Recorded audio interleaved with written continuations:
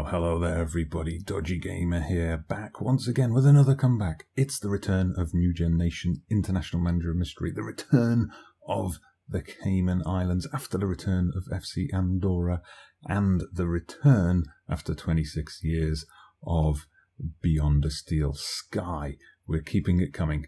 Still haven't got the green screen sorted. I did have an idea for that, but apparently a hook in the ceiling with a tripod with a camera mounted on it pointing towards it might look a bit weird.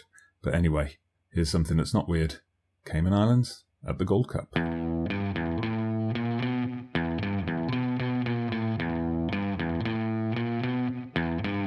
So yes, we fast forwarded a year from our epic World Cup campaign where we lost narrowly to Argentina in that knockout round, doing much better than anybody ever thought we could. And it's now back to familiar territory, that familiar territory being the Gold Cup. We're here once again. Once again we play Mexico. Our last Gold Cup game 2 years ago, you'll remember, was against Mexico. Unfortunately, that ended in defeat and us being embarrassed and eliminated in the group stage of the competition. But this time we kick off our first match. Our opening game is against Mexico, and the press think we face the impossible. Well, it's good to see they've got confidence in us, but the pressure's off. The pressure's off, and it's the first game, so, you know, we can afford to lose this one. We've got a referee from San Martin, because, of course, for a big Gold Cup game, you want a referee from a non-FIFA affiliated nation in charge. I also got something I didn't really want, which was a job offer from Blackburn. These teams in England just seem to be making a habit of offering me jobs when we're in the middle of a major tournament. So, of course, we're declining that, especially as they're offering me an interview that they've got reservations due to my lack of promotion. I've been promoted twice in the North American Nations League. Twice. So, yeah. But before we get into this tournament, I'll just bring you up to speed on our performances in friendlies over the last year. Well, following our World Cup exploits, we were back against familiar foes, the British Virgin Islands. We came out with a 4-2 win that day, although we left it late. We were rattled by the British Virgin Islands. I think there was a bit of a World Cup hangover going on. We were 2-0 down inside 15 minutes. We pulled it back by half-time, and then Rig and Fagan got the goals late on to secure us a win. But that hangover, the hair of the dog didn't do the trick, and we travelled to Barbados and lost 1-0 in quite an upset result. So I, had a bit of a go at the boys. I told them they had to do much better when we got back in October, and they did. Carson Solomon scoring the only goal of the game as we won in Panama. We then went to Puerto Rico, and it was Woodroach, Fagan and Kunst scoring in quite a comfortable 3-1 win. We then travelled all the way to China. We did a bit of a mini Asian tour in November, but the jet lag got to us. We lost 2-0 away to China, but then we thumped Iraq 5-1. It was 5 different scorers as well. Emerson Skeet, James Wigg, Woodroach, Kunst again, Klein Williams, all scoring in that game. Fantastic way to round off the year. Into 2031, we started off hosting Finland, giving Finland a nice spring break in the Caribbean. Despite them having a man sent off in the first half, though, we could only manage a 0-0 draw. We then hosted Uzbekistan, James Rigg and Emerson Skeet getting the goals. You'll notice this was at the Stadium of Light, the Benfica Stadium of Light, not the Sunderland one, of course, because don't forget Benfica have relocated to the Cayman Islands for the purposes of this save, so we get to use their stadium for friendlies. Then we got to our Gold Cup warm-up, and the Gold Cup warm-up has not gone very well. We started off hosting Saudi Arabia, ranked about 20 places above us in the world rankings, and it all started so well. We scored twice to go 2 goals up, obviously. Then, though, we got an injury. We got an injury after we'd made all our substitutions. Camilo de Souza had to go off. Then, using that man advantage, Saudi Arabia managed to score twice, and we threw away what would have been a very good win. We then travelled to Toronto to take on Canada just ahead of the Gold Cup kicking off, And it was Liam Millar, who fans of the Andorra series may remember. He played for us for a couple of seasons there. He scored a goal in this parallel universe to give Canada the 1-0 win, despite gallantly getting himself sent off late on. We couldn't get back into it. Which brings us to the Gold Cup. So today's match is going to be against Mexico at the Rose Bowl in Pasadena. What a venue to be packing full on a hot June afternoon. Then our other two games. So this is why I'm a little bit thinking, well, if we inevitably lose against Mexico today, it's not all that bad, because our other two opponents in this group are Guadeloupe and Barbados. Of course, massive pinch of salt in that Barbados have beaten us recently. Of course, Guadeloupe, we can't take that for granted. They're always a tough team. Lots of French-based players there. And of course, in the last Gold Cup, we failed to win the games that we should have won to secure our passage into the knockout rounds. So the pressure is on us. You'll also see there's been the draw for the Nations League Division A, which is coming up in the autumn. We've got Canada and Trinidad and Tobago. So that is a really tight group. That could go either way. We could win that group and get into the finals. We could just finish second and stay where we are. We could end up relegated back into Division B. Really, anything's possible. That will be featured on the channel. But today, we're focused on Mexico. So I'll just talk you through the squad. I mean, you'll see a lot of familiar faces here. We've kept faith with that team that did so well at the World Cup. But we do have a couple of new guys in the squad. A couple of people who decided, you know what, I do want to play for the Cayman Islands after all. One amongst them, Kyle Martin, Barcelona player. He's only had the one cap so far in one of the pre-tournament friendlies, but he's age 19. It's taken 3 years of persistently asking him to consider us to finally get him to commit. Defensive midfielder, which isn't a role we use very often, but he gives us options. He can play in defence in an emergency. He could play as an attacking midfielder in an emergency. He can be a backup for central midfield. So he offers us a bit of versatility. And if we do decide to switch to a formation with a holding midfielder, he'll be right there. Also coming in midfield, someone who just before the tournament committed to us, Kemar Douglas. So he's 19 years old. Obviously hasn't been capped for us before.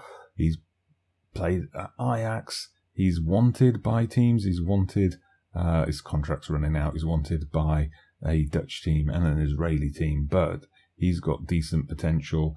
He, again, can play that defensive midfield role, or he can play in the centre of the park, so we can make use of him. Welcome, Kemar. And another Ajax player who took the leap into the Cayman Islands squad, Ron Connolly.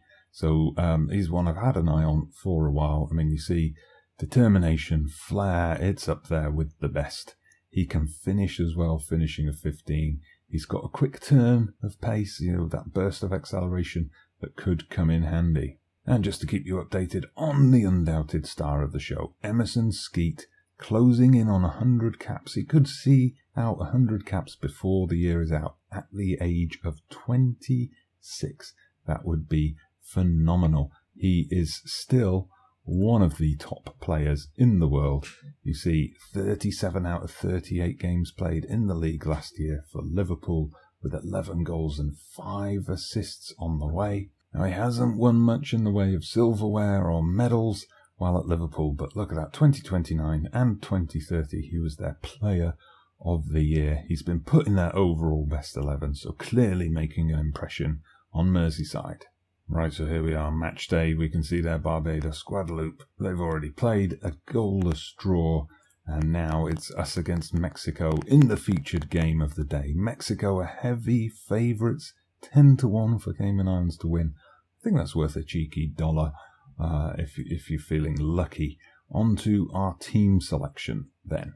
So Ribeiro in goal, Ebanksweg and Woodroach, the double-barrelled surnames partnering each other in defence. Jonah, Challenger, Sanchez and Matthews in the full-back positions. Skeet and Rowe, who's still forming a great partnership. They work together in the centre of the park. Lindo, Wilson in the attacking role. Solomon and Williams on the wings and Rig up front. So we're going with an experienced lineup. The debutants are going to have to wait maybe a sub-appearance. We'll see how things go. Well, Mexico here with quite a young-looking side, and with a holding midfielder, they're obviously going to look to dominate from deep and spread the ball out to the wings. Let's hope Lindo Wilson can close Espinosa down.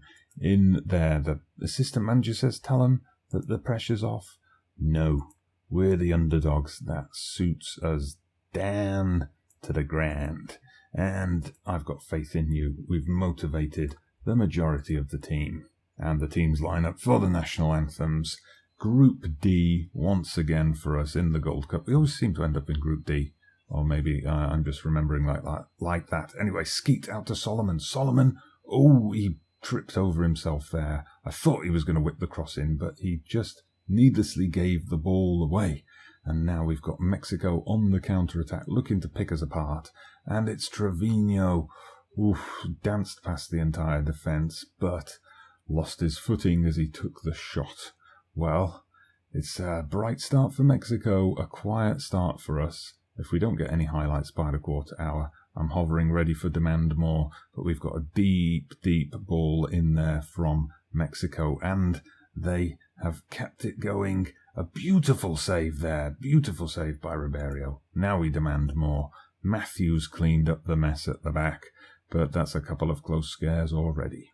Okay, throw in for us once again. Matthews knocks it back, or throws it back to Ebanks-Webb. Ebanks-Webb out to Matthews. Okay, it's going to go back to the keeper. I can sense it. No, they're trying not to send it back to the keeper, but he's been dispossessed. Matthews dilly-dallied on the ball too long. Or it's... Ooh, we got away with that. Good save by the keeper. And good cover there. Whoops, didn't mean to do that. Good cover there by the defender, Ebanks-Webb, to knock that out. But now we've got a corner for the Mexicans. Ooh, it seems they're hammering at the door. It seems like the goal is coming from them sooner rather than later. I'm going to tell my boys to get a bit creative. Skeet now, though, with the corner. Could we take a shock lead? No. The Mexicans deal with the corner all too easily, and now Mora just skips through, always hit the outside of the post. My God, we are riding our luck today. Right, here we go. Building from the back. Mexicans charging us down. Not just closing us down, but trying to shut us down completely. And it works for them in the centre of the park. Becerra got the ball. We're panicking a bit here. We're rushing with our clearances. But, we've just got to keep a bit calm and composed. We've got a chance here. Rig plays it back to Skeet. Skeet, he's usually so accurate with those balls, but we've still got something. We've got the pressure. Keeping it up. Skeet, though, gets dispossessed. Deary me. But there's a lot of back and forth in this game. No one can hold on to the ball, including us yet again. Finally, it's Mora. He just decides, enough of this passing around. I'm going to run. And Skeet, deary me, he's having a nightmare. He gives away a penalty, picks up a yellow card for his troubles. Trevino puts it away very calmly. Enrique Maximiliano Trevino has put the Mexicans 1-0 up, and you cannot say they haven't deserved it. Well, we have been woeful in that first half. We are incredibly lucky to only be a goal down, and we're going to tell the team as much, that I expect to see a much better showing from you. Woodroach, as usual, he's got a little bit stressed out by it, but you've got what it takes. He still looks stressed. Bloody hell, he'll get over it eventually. We are having a bit of joy down that right-hand side, but that's about it. If we have a look at the summary, no crosses completed by Solomon. He's had the dribbles down the right, but he's just not getting the crosses in. Riggs been shut out of the game completely. 2 mistakes from Emerson Skeet. I think we saw both of them within about 30 seconds of each other. And mistakes from Woodroach as well. The big players are just not performing for us. Right, so we're going to try and penetrate a bit more. Go a bit more direct with the passing. We'll take off the play out of defence. Maybe the early crosses, they're kind of snatching at it a bit. So we'll take that off. We'll take them out. Take that pressure off. We're still going to play for set pieces. We're still going to run at the defence because we do have good runners in the team. We'll go to regroup rather than counter press. And let's see, what else can we do? I think that's it for now. Let's get out there for the second half. Always give the players a bit of a chance, and then we'll make the substitutions later on. Okay, the highlight starting with a throw-in for us is always a bad sign. Or it's, Woodroach hacked him down. He's got himself sent off. So he's going to be out for the next group game, and that pretty much kills our chances of getting back into this, doesn't it? So Lindo Wilson is going to have to be sacrificed. I mean, he's only on a 6.4. He's not having the best of games. Anyway, we are going to bring in Theron Wilson, experienced player. He's played many times for us over the years. Let's just check in on his cap count. 33 caps, so he'll bring a bit of experience into the defence. And I'm thinking about taking Rigoff, because he's having an absolute mare, only on a 6.3, not getting himself involved in the game at all. Yeah, it's going to be a big ask of the youngster Connolly, but we're going to put him up there. We'll give him the team talk. We've got faith in you boys. Get out there and make a difference. We've motivated Theron Wilson. He's going to be key for us now. Ooh, it could be now. Could the floodgates open and the Mexicans come at us? Or could that rejuvenate us? Connolly involved straight away passes the ball to a player in a green shirt. Never mind, his teammates mopped up the mistake for him, but Skeet having a bit of a mare start to this tournament. He's just not performing today at all. Woodroach has got himself sent off. Skeet's having a terrible game, and Mexico are 2-0 up. Right, there's a bit of complacency creeping in for the Mexicans now. Can we take advantage of that? I doubt it, because we haven't had a shot yet. Anyway, they have a shot. We clear it. We scramble it away. But that's not the end of the punishment, because the highlight continues here. Mexico looking for a third to just seal the deal. But they get a bit too fancy. The complacency there, you see, it's creeping into their forward line. So, unfortunately, not to their defensive line. Anyway, at least they've got a forward line to get complacent in the first place. Good save by Ribeiro. Corner now for Mexico. We clear it. Come on, Wilson, get to it. I don't know why the centre-back was that far outside the box, but maybe better check my corner lineup. Right, a pair of big calls coming here with 17 minutes to go. Number one, we're going strikerless. I've pulled Connolly out to the left. We've put Williams into the centre in the attacking midfield role as a shadow striker, but still strikerless. Second big call is Kemar Douglas is coming on, and we are pulling Skeet off because Skeet has been rubbish. He's been that bad today. So we're going to put Douglas over in the central midfield role. We'll put him on defence so he can hold things together a bit. Rowe is going to be the deep line playmaker on support. Let's see if that gets us anything. We'll give a team talk to Kemar Douglas. We'll tell him that we've got faith. He's deep in thought. Right, let's see if we can pull something out of this now. Mexico are coming forward. Hopefully nothing's going to come of this play if we can just hold on. If they score now, that's just going to make all those changes completely pointless. I thought that was a terrible cross from Oritz, but it was actually great vision to pick that player out. And Oritz's shot gets blocked. We've cleared the danger. Connolly now with a nice little ball out to Skeet. Skeet trying to redeem himself. Challenger Sanchez with a chance to get a cross in, but now he's running forward when he hasn't got the ball. Okay. Unfortunately, we lose it out on the wing there. Just not our day today. Right, told them to get creative. Let's see if, that sparks anything from the players. As we come into the final 10 minutes, Vera Duckworth misses. Luckily for us, we've inspired our front line of Solomon, Williams and Connolly. Let's see if that inspiration actually turns into some kind of goal-scoring threat. We have not had a single shot in this half. That is terrible. Where is the team that battled so hard against Argentina? Where is the team that beat Cameroon? It is not here today, unfortunately. In the end, I guess we can say, well, it was only 2-0. If you look at the match stats, we got away with that. Now we've got to pick ourselves up to bounce back against Guadeloupe. Well, the media, quite stark with their assessment. Cayman Islands must learn quickly. We've got to bounce back against Guadeloupe and Barbados, and that will be our task in the next episode, and I do hope you will join me for that. In the meantime, please do hit that like button, subscribe to the channel if you haven't done so already. I'm Dodgy Gamer, International Manager of Mystery. and I'll see you for Guadeloupe.